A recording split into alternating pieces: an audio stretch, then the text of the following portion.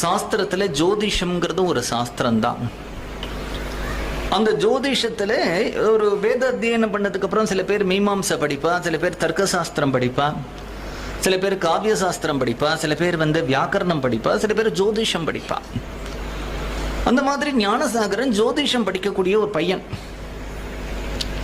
அந்த பையன் சொல்றான், நம்ம கிளம்பின ஒரு நேரம் இருக்கு பத்தியா, அந்த முகூர்த்தம், அந்த முகூர்த்தத்துக்கு நான் ஒரு கட்டம் போட்டேன். அதை பார்த்தா எனக்கு என்ன தோன்றதுன்னா, எனக்கு ஒரு பயம் வருதுடா. நீயோ நானோ யாரோ ஒருத்தர் தான் காசிக்கு போவோம், வழியில ஒருத்தர் பகவானுடைய திருவடியை அடைஞ்சுடுவோம். 2 குழந்தைகள் பாவம், 2 அழறது. அழுதுண்டு இன்னொரு குழந்தை சொல்றது, நீ இல்லாம நான் அப்படிடா காசிக்கு போவேன். நீ இல்லாட்ட மட்டும் நான் போவேனா? 2 பேரும் கட்டிண்டு அழுது ஒரு சத்தியம் பண்ணிக்கிறா. யார் பகவானுடைய திருவடியை அடைய போறோம்னு தெரியல, யார் ஒருத்தர் அடைஞ்சிட்டோமோ